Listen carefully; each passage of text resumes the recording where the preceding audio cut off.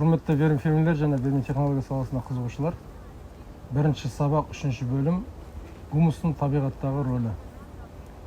Гумус қабаты жерде неғұрлым жоғары болатын болса, соғұрлым жер өте құнарлы болып, мол өнім беретін дәрежеде болады. Мәселен, 1980 жылдары Павел Матвеевич Пономарев деген кісі өмір сүрген.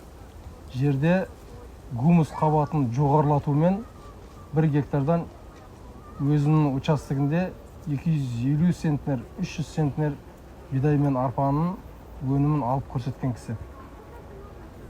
1700 жылдары орыстардың архивтерінен табылған құжат. Крестьяниндер 1700 жылдары 1 гектар жерден 300 центнер бидайды салық сипатында төлеп отырған екен. Ол деген сөз, бұл жер неғұрлым гумус қабаты көп болса, соғұрлым мол өнім беретіндей дәрежеге ие. Ол нәрсеге жер толыққанды қабілетті. Толыққанды сол нәрсеге қауқар бар былайша айтқан кезде.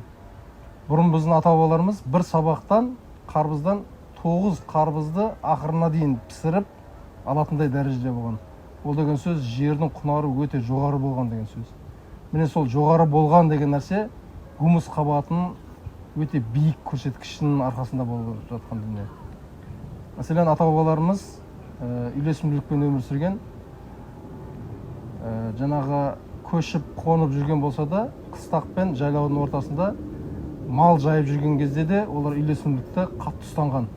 Мәселен, қыстаққа бара жатқан жолда, жолдың оң жақ беткейімен малды жайып, қошақанның жүгірісімен, қозы көш дейді ғой, және қозы көштің жүгірісімен, қошақанның жүгірісімен сағатына шамамен алғанда 5 километр жүгіртіп жайып отқан дейді.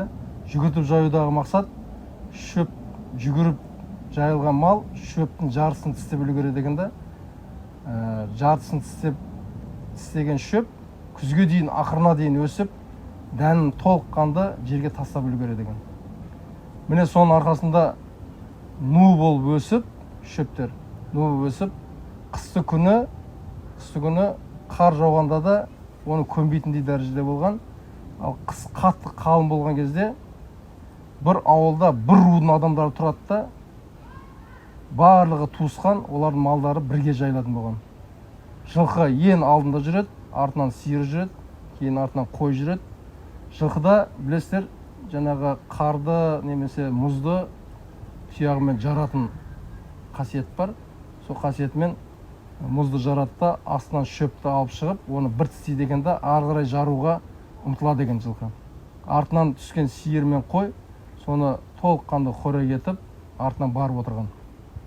Бұл жердегі жағдай ешқашанда біздің ата-бабаларымыз істірт шөптерді жинамаған қазіргі кездегідей. Қазір білесіздер, осы нәрсе сақталмаған себепті, үйлесімділік сақталмаған себепті малдар толыққанды жайылып, жердің топырағын, шаңын шығарып тастағанға шейін жайылады.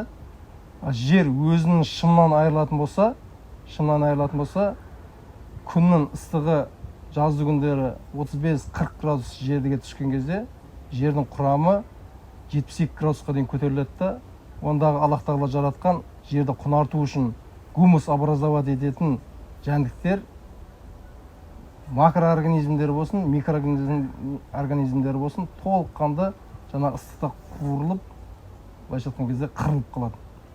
Міне соның арқасында жерде ешқандай табиғилығы жоқ, гумус қабаты өте төмендеп кеткен.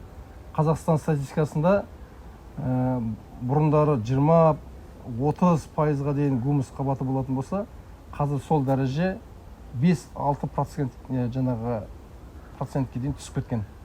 Ол деген сөз, бір жылда 1% гумус қабатынан жер айырылып бара жатыр деген сөз. Бұл нәрсе осылай ары қарай жалғасатын болса, жер өзінің гумусынан толыққанды айырылып қалып, жер өнім бермейтін, былайша айтқан кезде құнарлылығынан айырылып қалған жер болады да, ол жарамсыз халге ұшырап қалады. Міне сол саланың соның дұрыс бағытқа көшуі, оның гумусының көбеюі. міне сондықтан біз вермитехнология саласымен айналысып органикалық қалдықтарды, атап айтқанда көннің түрлері, сабан, жапырақ болсын, жаңағы әртүрлі шөптер, шөп болсын, көкөніс жеміс-жидектердің қалдықтары болсын, соларды шылаушандарға беру арқылы олардан биогумус вермикомпостты өндіріп шығарамыз да, соны жерге беретін болсақ, жердің гумус қабаты күшейіп, мол өнім беретіндей дәрежеге ие болады.